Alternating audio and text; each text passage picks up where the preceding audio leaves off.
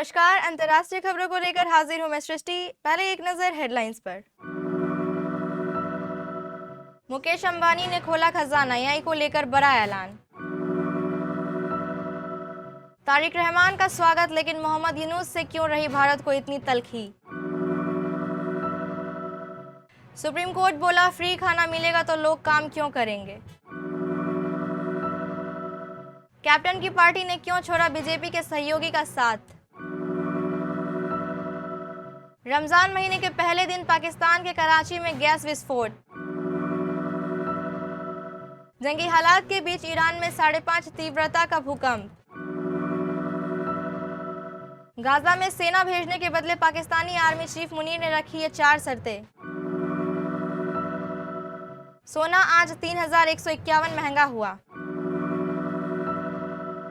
धुरंधर से छोटी है धुरंधर 2। T20 वर्ल्ड कप के इतिहास में आज तक जो कोई नहीं कर पाया, जोसेफ ने वह कर दिखाया। भारत को एआई के क्षेत्र में ग्लोबल लीडर बनाने की रेस तेज हो चुकी है और देश के दिग्गज अरबपति बड़े ऐलान करते नजर आ रहे हैं। देश के सबसे अमीर इंसान और रिलायंस इंडस्ट्री के चेयरमैन मुकेश अंबानी अगले 7 सालों में इस सेक्टर में भारी भरकम 10 लाख करोड़ रुपए का निवेश करने का ऐलान किया है। इसके अलावा अडानी ग्रुप के चेयरमैन गौतम अडानी ने भी 8 लाख करोड़ रुपए से ज्यादा खर्च करने की घोषणा की है। नई दिल्ली में भारत मंडपम में आयोजित इंडिया एआई इम्पैक्ट समिट में गुरुवार को शामिल हुए मुकेश अंबानी ने इस निवेश का ऐलान किया। समिट में अपने संबोधन के दौरान रिलायंस चेयरमैन ने कहा कि एआई का सर्वश्रेष्ठ रूप अभी आना बाकी है और ये बड़ी समृद्धि के युग की शुरुआत कर सकता है। उन्होंने इस दौरान बड़ा ऐलान करते हुए कहा कि जियो रिलायंस के साथ मिलकर इस सेक्टर में 7 वर्षों में 10 लाख रुपए का निवेश करेगा। अरबपति मुकेश अंबानी ने रिलायंस ग्रुप की ओर से 10 लाख करोड़ रुपए के निवेश की घोषणा करने के साथ ही वादा भी किया कि मोबाइल डेटा की तरह ही कृत्रिम बुद्धिमत्ता यानी एआई में भी क्रांति आएगी। उन्होंने कहा कि दुनिया एआई को लेकर एक चौराहे पर खड़ी है।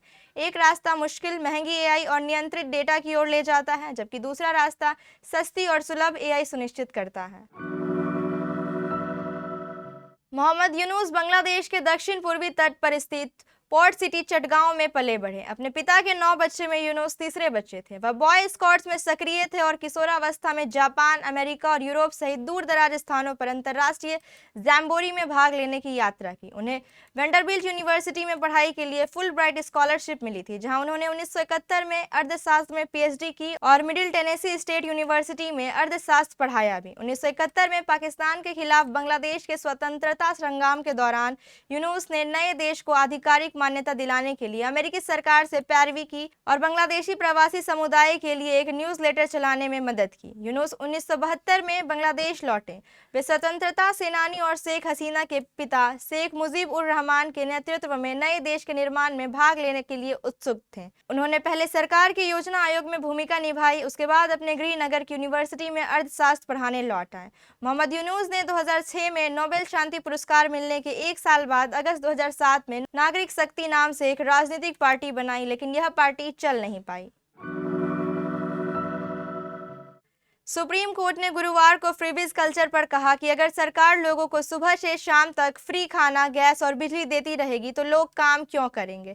ऐसे में तो काम करने की आदत खत्म हो जाएगी। सरकार को रोजगार देने पर फोकस करना चाहिए। कोर्ट ने कहा कि गरीबों की मदद करना समझ में आता है, लेकिन बिना फर्क किए सबको मुफ्त सुविधा देना सही नहीं है। सुप्रीम कोर्ट ने यह टिप्पणी Tamil Nadu power distribution corporation limited की याचिका पर सुनवाई करते हुए की। इसमें कंज्यूमर की फाइनेंशियल हालत की परवाह किए बिना सभी को फ्री बिजली देने का प्रस्ताव था। सीजेआई सूर्यकांत, जस्टिस जयमाल्या बागची और जस्टिस विपुल एम पंचोली की बेंच ने कहा कि देश के ज्यादातर राज्य राजस्व घाटे में हैं और फिर भी वे विकास को नजरअंदाज करते हुए मुफ्त की घोषणाएं कर रहे हैं। तमिलनाडु में अगले कुछ महीनों के भीतर विधानसभा चुनाव होने वाले हैं। वहां पर एक तरफ सीएम स्टालिन के नेतृत्व में डीएमके कांग्रेस का गठबंधन है, वहीं दूसरी तरफ विपक्ष में अन्ना डीएमके और बीजेपी का गठबंधन है। बीजेपी ने कहा है कि वह अन्ना डीएमके नेता पलानीस्वामी के नेतृत्व में चुनाव लड़ेगी। इस बीच एक महत्वपूर्ण घटनाक्रम में कैप्टन विजयकांत की पार्टी डीएमडीके ने आगामी चुनाव में स्टालिन की पार्टी डीएमके के साथ गठबंधन का ऐलान कर दिया है। हालांकि 2011 से अभी तक डीएमडीके विपक्षी अन्ना डीएमके के साथ थी। डीएमडीके की कमान इस वक्त कैप्टन विजयकांत की पत्नी प्रेमलता के हाथों में है। 2023 में कैप्टन विजयकांत का निधन हो गया। प्रेमलता विजयकांत ने गुरुवार को सीएम स्टालिन से मुलाकात के बाद कहा, हम लोगों ने शासन के स्तर द्रविड़ मॉडल को अपनाते हुए तमिलनाडु के विकास के लिए गठबंधन किया है। सीट शेयरिंग की बात बाद में की जाएगी, लेकिन हम लोग इस बात को लेकर आश्वस्त हैं कि 234 में से हमारा गठबंधन 200 सीटें जीतेगा। रमजान महीने के पहले दिन पाकिस्तान के सबसे बड़े बंदरगाह वाले शहर में जोरदार धमाका हुआ है। यह धमाका खाने पकाने के दौरान हुआ। धमाका इतना जोरदार था कि इमारत का एक हिस्सा ढह गया। इस हादसे में अब तक 16 लोगों की जान जा चुकी है। मरने वालों में बच्चे और महिलाएं भी शामिल हैं। राष्ट्रपति आसिफ अली जरदारी ने घटना पर दुख जताया है। राहत और बचाव का काम तेजी से जारी है। सिंध प्रांत की राजधानी कराची के एक रिहायशी इलाके में रमजान के पहले दिन सुबह सहरी की तैयारी के दौरान एक भयंकर धमाका हुआ। स्थानीय पुलिस और राहत अधिकारियों के अनुसार यह हादसा तब हुआ जब लोग सुबह का खाना तैयार कर रहे थे। पुलिस प्रमुख रिजवान पटेल ने बताया कि शुरू में 13 लोगों की मौत की जानकारी मिली थी, लेकिन मलबे से 3 और शव निकाले जाने पर मृतकों की संख्या बढ़कर 16 हो गई। दक्षिणी ईरान में गुरुवार को 5.5 तीव्रता का भूकंप दर्ज किया गया, जिससे स्थानीय स्तर पर चिंता का माहौल बन गया। जर्मनी के भूविज्ञान अनुसंधान केंद्र में बताया कि भूकंप की गहराई लगभग 10 किलोमीटर थी। कम गहराई पर आए झटकों के कारण सतह पर असर अधिक महसूस किया गया। ईरान जंग के मुहाने पर और लंबे समय से परमाणु पर काम करने के आरोप लगते रहे हैं।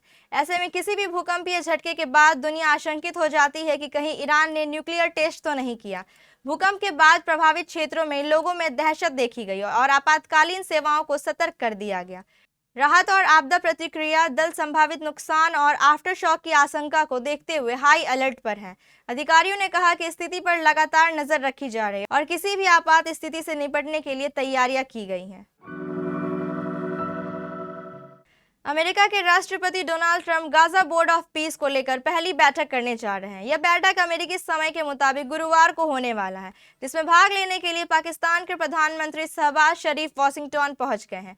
रिपोर्ट के मुताबिक इस बैठक को शुरू होने से पहले पाकिस्तान ने अमेरिका के सामने कुछ शर्तें रखी हैं, जिसमें अमेरिका से कुछ खास अधिकार और गारंटी की मांग की गई है। पाकिस्तान के प्रधानमंत्री शहबाज शरीफ भारी भरकम डेलीगेशन के साथ वाशिंगटन पहुंचे हैं, जिनमें उनके विदेश मंत्री इशाक डार, वित्त मंत्री मोहम्मद औरंगजेब, सूचना मंत्री अताउल्लाह तरार और स्पेशल असिस्टेंट तारिक फातेमी साथ हैं। सूत्रों के हवाले से एक रिपोर्ट में कहा गया है कि पाकिस्तान के आर्मी चीफ असीम मुनीर ने स्टेक होल्डर्स के साथ सैनिकों की तैनाती पर चर्चा की है। मुनीर ने पिछले 2 दिनों में म्यूनिख में अमेरिका के विदेश मंत्री मार्को रूबियो, रियाद में सऊदी अरब के रक्षा मंत्री और अबू धाबी में यूएई के नेशनल सिक्योरिटी एडवाइजर के साथ भी बैठक की है। सोना चांदी के दाम में आज 19 फरवरी को लगातार दूसरे दिन तेजी है। India Boolean and jewellers association के अनुसार 10 ग्राम 24 कैरेट सोना 3,151 रुपए बढ़कर 1.55 लाख पहुंच गया है। वहीं 1 किलो चांदी 8,432 रुपए बढ़कर 2.445 लाख पर पहुंच गई है। इस साल सोने चांदी की कीमत में लगातार उतार चढ़ाव देखने को मिल रहा है। सोना 2026 में अब तक 21,540 और चांदी 14,810 महंगी हो चुकी है। इस दौरान 29 जनवरी को सोने ने 1.76 लाख रुपए और चांदी ने 3.86 लाख रुपए का ऑल टाइम हाई बनाया था। ब्लॉकबस्टर स्पाई एक्शन फिल्म धुरंधर के बाद अब दर्शकों की नजर इसके सीक्वल धुरंधर 2 पर टिकी है। फिल्म 19 मार्च को रिलीज होने वाली है, लेकिन लोगों की नजरें फिल्म में आगे क्या पर टिकी हुई हैं। दुनिया भर में धुरंधर का डंका बजा और फिल्म ने 1300 करोड़ से ज्यादा का कारोबार किया। रणवीर सिंह, अक्षय खन्ना, संजय दत्त, अर्जुन रामपाल और सारा अर्जुन स्टार इस स्पाई एक्शन थ्रिलर का पहला पार्ट 3 घंटे 35 मिनट का था। लेकिन क्या आप जानते हैं कि नई धुरंधर आदित्य धर की पहली धुरंधर से छोटी होने वाली है। टॉक्सिस से फिल्म की टक्कर होगी।